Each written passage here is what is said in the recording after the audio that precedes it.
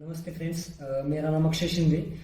तो बहुत से बच्चों ने मुझे इंस्टाग्राम पे, फेसबुक के और सोशल मीडिया पे मैसेज किया था कि आपने जीपैट की प्रिपरेशन कैसे की और मुझे आपकी स्ट्रैटेजी बताओ। तो मैंने सोचा कि मैं एक वीडियो बना दूं। तो बच्चों, मैंने जीपैट के लिए कौन कौन से बुक यूज़ किए थे, कौन कौन से मेन सब्जेक्ट है और उनके लिए कौन कौन सी अच्छी बुक्स है और वो जरूर पढ़ना चाहिए, तो ये मैं आपको बताने वाला हूँ। तो फार्मेसी का पहला मेन सब्जेक्ट हमारा रहता है फार्माकोलॉजी। तो बच्चों, यहाँ पे जीपैट में फार्माकोलॉजी के लिए 28 क्वेश्चन आते हैं। फार्माकोलॉजी में mainly human anatomy and physiology, pathophysiology और फार्माकोलॉजी आता है। तो फार्माकोलॉजी और मेडिकेम हमें एक साथ पढ़ना होता है।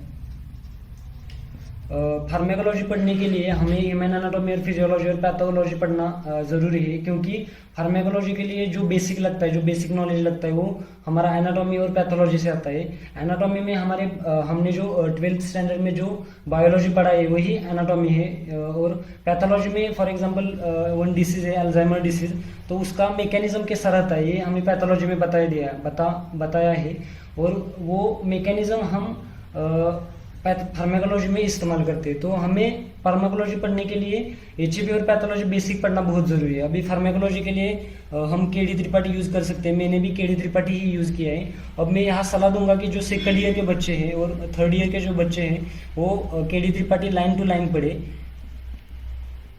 और जो मुश्किल वर्ड रहते हैं उनका जो मीनिंग गूगल कर सर्च करके आप वो मीनिंग जो है वो उस बुक के ऊपर लिख डालें। और जो फोर्थ ईयर के स्टूडेंट है मैं यह कंसिडर करता हूँ कि उन्होंने केडी त्रिपाठी बहुत अच्छे से पढ़ा है, लाइन टू लाइन पढ़ा है, तो उनके लिए मैं एक और बुक सजेस्ट करूंगा, स्पर्श गुप्ता एंड गर्ग जो बुक है ना, रिव्यू ऑफ फार्माकोलॉजी बाय स्पर्श गुप्ता एंड गर्ग, ये जो बुक है वो बहुत ही अच्छी बुक है। वो केडी त्रिपाठी से ही जो उसका रिव्यू है वो रिव्यू इस बुक में दिया हुआ है।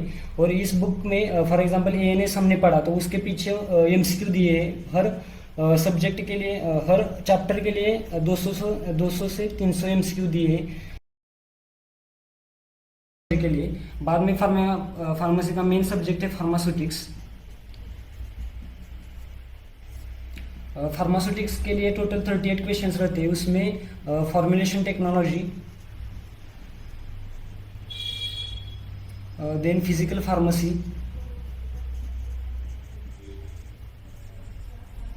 Physical chemistry, then pharmaceutical engineering, ये सब्जेक्ट आते हैं। उसमें से फॉर्मुलेशन टेक्नोलॉजी के लिए हम industrial pharmacy by Lieberman and Lachman use कर सकते हैं।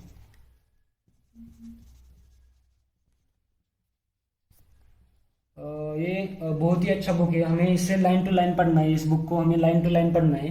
फिजिकल फार्मेसी के लिए हम सीवीएस सुब्रमण्यम यूज कर सकते हैं, जो कि जिसकी लैंग्वेज बहुत ही अच्छी है और समझने के लिए बहुत ही ईजी है। और मार्टिन भी बुक है जो कि बहुत अच्छी है, लेकिन उसकी लैंग्वेज थोड़ी हार्ड है। देन फिजिकल केमिस्ट्री के लिए हम 12th स्टैंडर्ड की बुक यूज कर सकते हैं। फिजिकल केमिस्ट्री में thermodynamics, then colligative properties, then electrochemistry, ये जो सब्जेक्ट है ये हमने 12th में भी पढ़े, इसलिए हमें ये सब्जेक्ट अच्छे से आते हैं। और इसके लिए 12th स्टैंडर्ड का बुक बहुत ही अच्छा है। और फार्मास्यूटिकल इंजीनियरिंग के लिए हम सुब्रमण्यम यूज़ कर सकते हैं। और इसके अलावा जो लैचमन बुक है उसमें भी इंजीनियरिंग दिया हुआ है, लेकिन उसकी लैंग्वेज थोड़ी सी हार्ड है। इसके लिए मैं रिकमेंड करूँगा कि आप सीवीएस सुब्रमण्यम बुक पढ़िए। तो ये हुआ फार्मास्यूटिक्स के लिए। देन थर्ड मेजर सब्जेक्ट आता है फार्मास्यूटिकल केमिस्ट्री। फार्मास्यूटिकल केमिस्ट्री में मेडिसिनल केमिस्ट्री फर्स्ट सब्जेक्ट है। देन फार्मास्यूटिकल ऑर्गेनिक केमिस्ट्री और फार्मास्यूटिकल इनऑर्गेनिक केमिस्ट्री आता है। फार्मास्यूटिकल मेडिसिनल केमिस्ट्री के लिए विल्सन एंड गिजवॉल्ड बुक है जो मैं यूज करता था।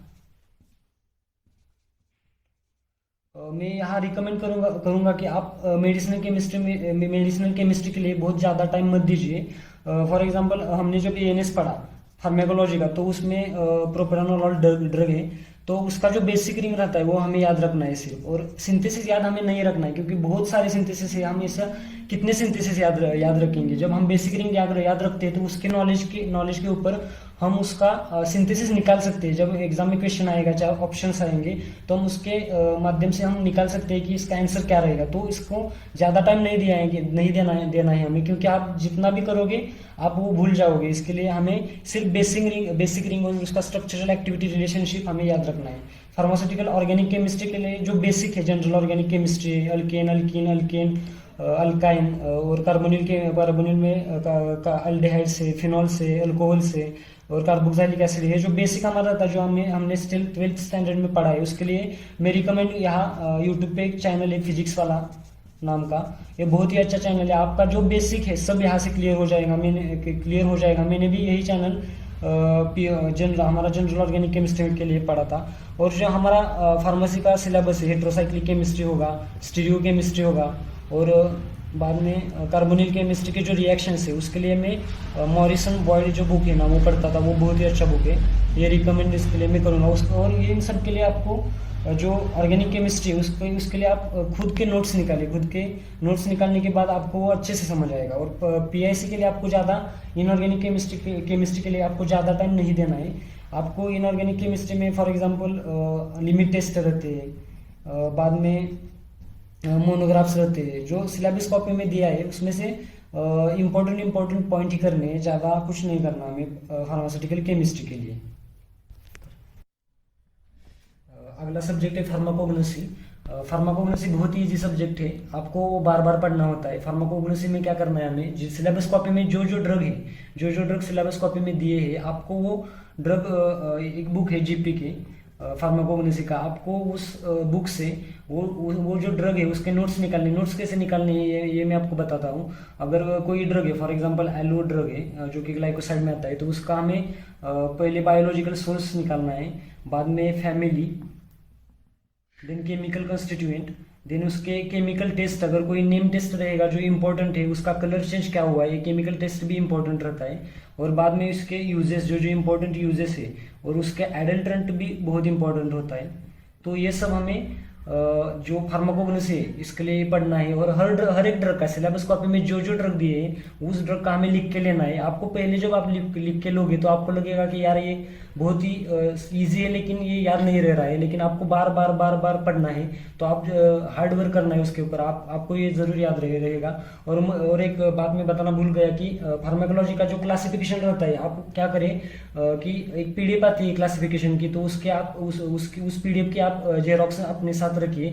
और जब आप फार्माकोलॉजी पढ़ेंगे तो उसका कुछ ड्रग का इंपॉर्टेंट एडवर्स इफेक्ट रहता है, कुछ ड्रग का इंपॉर्टेंट यूज रहता है, तो आप उस पीडीएफ के ऊपर लिख ले।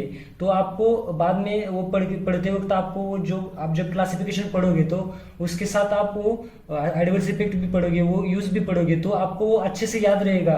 तो इसके लिए मैं रिकमेंड करूंगा कि आप वो क्लासिफिकेशन की एक पीडीएफ की जेरोक्स भी आप में अपने साथ रखिए। और फार्माकोग्नोसी बहुत ही इजी सब्जेक्ट है, बच्चे ये सब्जेक्ट नहीं करते क्योंकि उनको याद नहीं रहता। लेकिन आप हर वीक में इसे बार बार पढ़ोगे ना, तो मैं गारंटी देता हूँ कि आपको ये सब्जेक्ट हमेशा याद रहेगा। और बहुत ही इजी सब्जेक्ट है। फार्माकोग्नोसी के बाद फार्मास्यूटिकल एनालिसिस रहता है, जो कि फार्मास्यूटिक्स का ही एक पार्ट है।